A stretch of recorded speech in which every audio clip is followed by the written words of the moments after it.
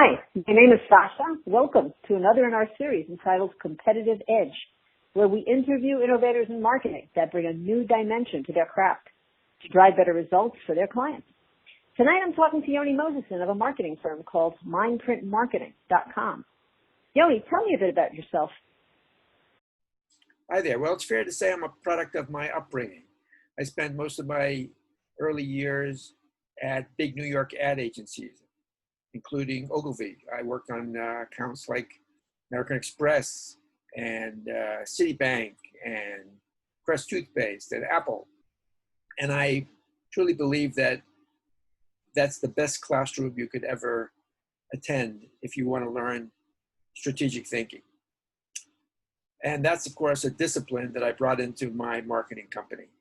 And although we do a lot of technology and healthcare, we actually do a little nonprofit just to balance things out. Tell us about the name mindprintmarketing.com. A mindprint is a term I coined. It's about making an emotional connection. It means doing some homework and finding out what is the emotional barriers, what's holding them back, what's rattling their cage.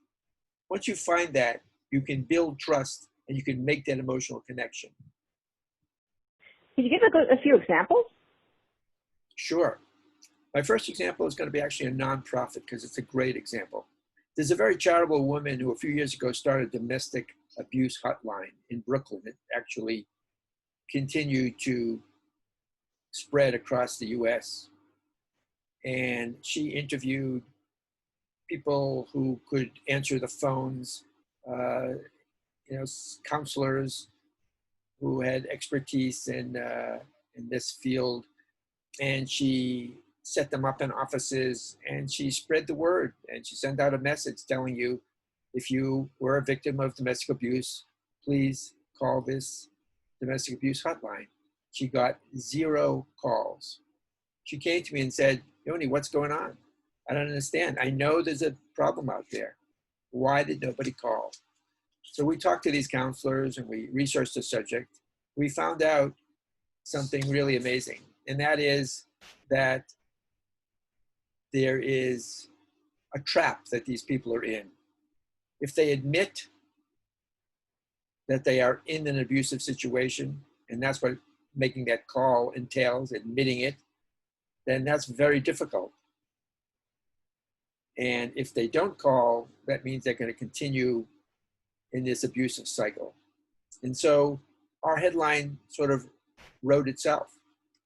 And yeah, let me show you what that looks like. I'm going to share my screen.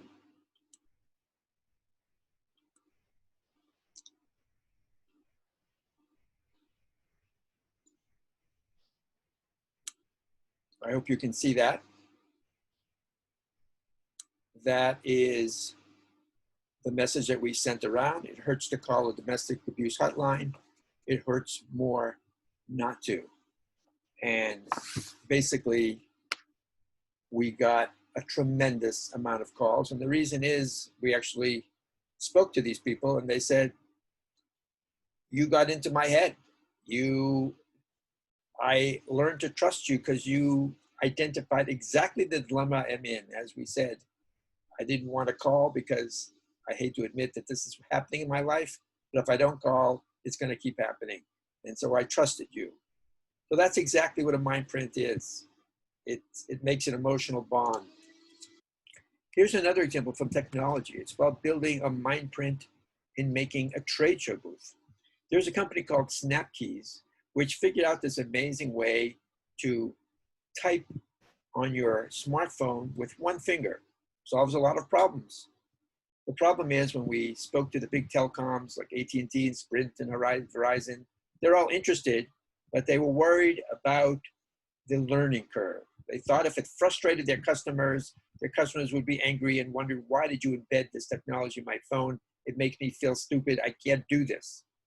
So that was what we heard. Okay. The mind print then came along to solve it. We came to a big trade show booth, CES in Florida. And before then, we trained 5th graders on how to use the technology. And we only allowed fifth graders to be on the trade show booth and to interact with all the potential customers. As you can imagine, the tech blogs loved it. Let me show you what that looked like. Again, I'm going to share my screen.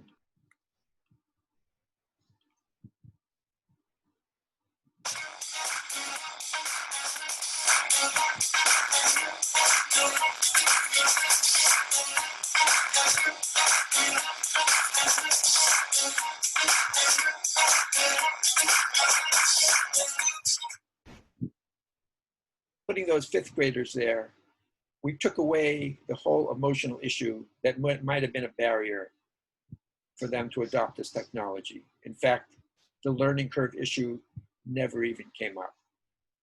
The last example I want to show you is from a biotech called Oral CDX. They have a great product which actually helps prevent oral cancer. I mean by prevent oral cancer, it's a little brush that a dentist would put on someone's tongue if they see a suspicious spot on their tongue or their cheek.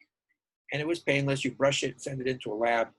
And if it turned out that that spot was precancerous, you simply remove the spot and you have prevented oral cancer. That's a very, very disfiguring and aggressive cancer. Interesting, what was the emotional barrier here? The emotional barrier were the dentists themselves. They did not feel comfortable using the product because it meant using the word cancer in their office, and they thought it would scare their patients. They didn't realize that the patients were very happy to have this technology that could prevent such a disfiguring and aggressive cancer. They were used to the idea from a pap smear and from a colonoscopy, which do the same thing. They find precancerous cells, they remove them, they prevent cervical cancer and prevent cancer of the colon. So that was our barrier. How do we get the dentists on board? I'll show you, that's the mind print. Now I'll show you what we did. Again, I'm gonna share my screen. And that's it. That is the message that we ran all over the country. It's tiny now, don't let it grow up to be oral cancer. This worked in two ways. Number one, it got patients involved. It got patients going to the office and asking for the test because they figure, hey, this is something I can prevent. I can get this early.